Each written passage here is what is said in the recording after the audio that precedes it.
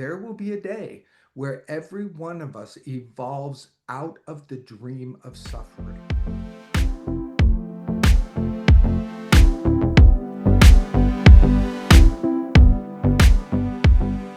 Hey, Mark Anthony Lord here, and I got a message from a student of mine in A Course in Miracles asking me for some support. And this comes up so often. And it's the question of how can this world be a dream, an illusion? And simultaneously, I'm so triggered, I want to do something, I'm afraid. How do we balance the highest spiritual truth that the suffering world is not of God, therefore it is not real? Now, some of you may be already grappling. You may be so into the suffering world that it's real for you and that's non negotiable. Well, so be it. That's not the highest spiritual truth. That's just not. But not making you wrong for it. That's what happens to all of us. There will be a day where every one of us evolves out of the dream of suffering. There will be a day where every one of us sees that the only reality is the love. And the fearful world is only here because we believe in it. The moment fearful thoughts are removed from your mind, you do not see a fearful world. You see a world that is crying out for love. You see God. You see something that no one else sees. That is why so few masters exist. That is why so few people have reached the real awakening, because it is a disassociation from the world completely, a disidentification with Mark, with the body, with a separate being, a disidentification of sickness, fear, lack, limitation, doubt, worry, a disassociation completely from that, and a full immersion into the God self and only the God self. If I could bottle that, we'd all be there instantly. And here's the deal. It is bottled. It's bottled inside of you. But what I see is people don't want it. They say they want it. We halfway want it. We want it in moments of inspiration. But when it comes to facing ourselves, when it comes to really walking through the dis uh, the deconstruction of identity, that's where the ego fights back and the ego fights hard. It's just the journey here. So back to the question, what is our part? What is our part? My part, it's an illusion. And I forgive it and I forgive it and I forgive it. And everything I see in the world that is upsetting is backed by a thought in my mind that is supporting that. That's non negotiable. So, what is my work? I see something upsetting. I believe in this upsetting experience. There is a thought in my mind that still is noodling away, still existing in the subconscious mind, probably, but it's right here in my physical world showing up. There's a belief in fear, there's a belief in separation from God. I see it. I see it in the world. But my work is that it's not out there. There is no world out there. What? I know. I know. Look, don't believe it, don't agree with it, fight back, push back, whatever. That is the truth. But this is the freedom. The world is in your mind, your thoughts about it. That's the world you're seeing. That's all that matters. Stay in your own hula hoop. The thoughts I'm having about the world are creating the world I'm seeing. Now, here's the great news: you can change the world. You can change your thoughts. You can pray. You can do the deep spiritual work to have the negative thoughts in you dissolved, the fearful thoughts in you dissolved. That is the way to help the world. Nobody wants to do it. Everybody runs away from that invitation. That is the narrow path. It's the narrow path because everyone else wants to get upset. Everyone else wants to go do something out there. And I'm not saying don't. I mean, do something out there if you want to do something out there. But let's ask the question: in the thousands and thousands and thousands of years that people have been doing something out there, Why hasn't it ever worked?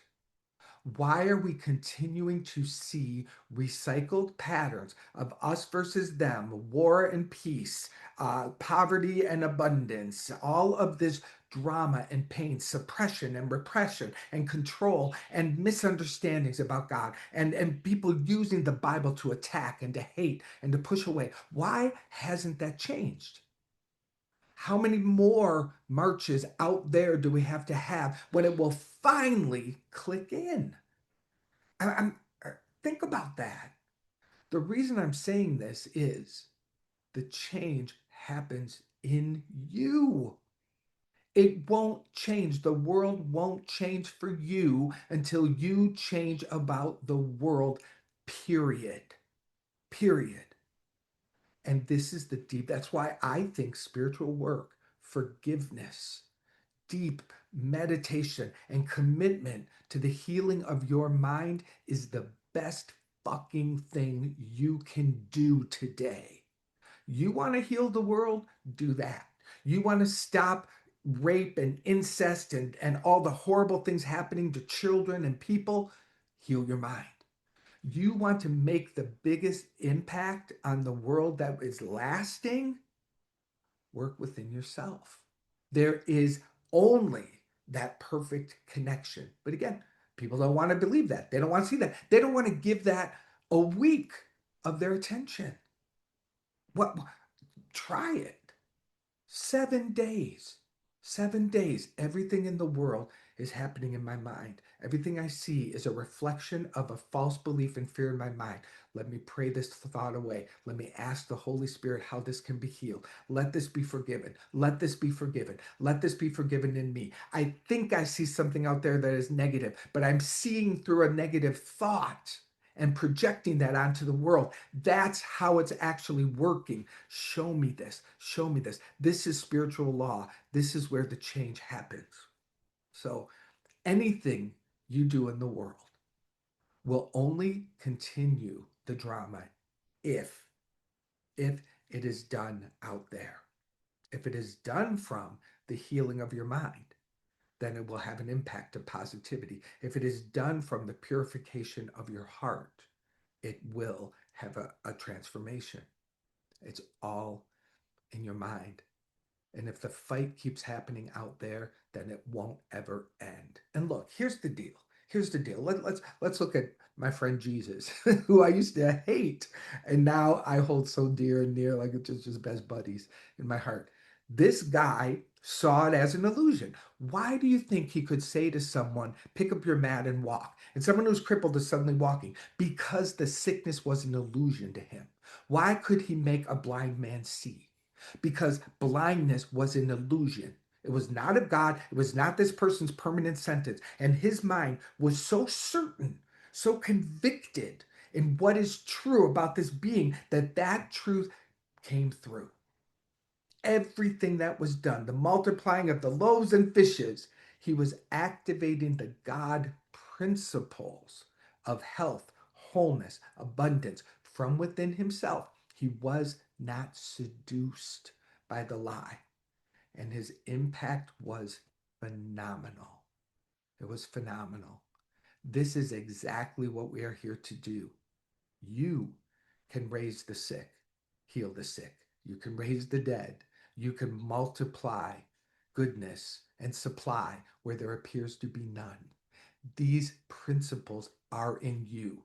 You want to make a difference in the world? Learn how to use those principles and clean the shit that's between you, these principles, and the world out of the way. It's the real work. It's the real work. But we want to run to the gym and fix our bodies. We want to make sure our bank accounts are secure so that we feel okay. We want to go have conversations and be upset about everything in the world out there, out there, out there, out there. Nothing changes. Nothing changes. The real solution is right within every one of us. So I am ranting today to the question to the question of my student who asked, what do they do? A student of truth who is studying to learn that this is an illusion. And it takes time. It takes time. For most people, it's not overnight. How do we participate in the world? I give you this. from Emma Curtis Hopkins. The I am God works inevitably through me to will and to do that which ought to be done by me. The I am presence, God works inevitably through me to will and to do that which ought to be done by me. There is your affirmation. There is your statement. That is where you stand. God in me is inevitably working through me and guiding me. And that which I am meant to do will be done through me. What is mine? What is mine? Show me. Show me.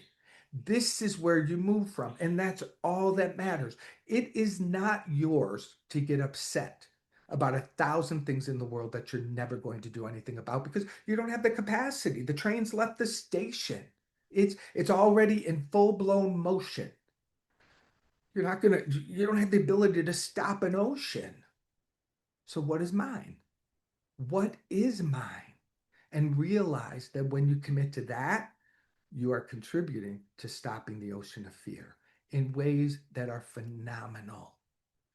A healed mind and heart lifts thousands and thousands and thousands of people. So here's your question. Do you want to make a difference that is real? Do you really care about the world? And are you ready to make the connection to where the cause of the problem is and how to solve that problem? Because the place where the problem is the place where the solution is. You have the problem in your mind. You have the phenomenal solution inside of you. You are just like Jesus. You are gifted, but you need to see illusion for what it is, speak truth to the illusion, and watch it disappear. It happens over and over and over. So that's my thoughts today. Let me give you that affirmation again so that you can write this down. The I am presence, God, works inevitably through me to will and to do that which ought to be done by me. Say that in your morning. Say that in your day. When you see something upsetting happening in the world that triggers you, say that. God inevitably works through me to will and to do that which is mine. God, show me. Show me what's mine to do. Maybe you see something happening and yours to do is to send a blessing. Maybe yours is to say, let this be forgiven. Let this be forgiven. The mind in me that is seeing this division, let that mind be healed. Those that are acting out over there, that is God. That is God. They're God. They forgot who they are. God and only God. I mean, that's what I do. When I'm walking down the street, I am blessing. I am connecting. I am working on the spiritual plane. And I'm not high and holy because of that. I'm doing that because I want to make a difference in the world. And I know that that is the way to make the real difference. I know that's where the real work is. Again, many are called, few are chosen.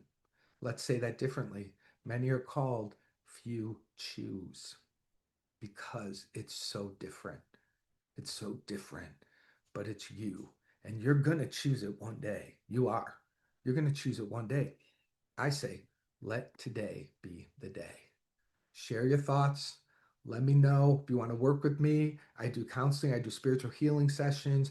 I help people get there, and it is my greatest joy. What you're working on in your personal life is the exact place where the world can be healed. They are intimately connected. So reach out. I want to hear from you. I'm not looking for your arguments on this one because there are no arguments. You can say I don't agree, and that's totally cool. You can say I don't want to do this. That's totally cool. Keep fighting with the world. Do what you do. That's totally fine. But I'm not interested in you telling me I'm wrong because on this one, I'm not. Peace and love.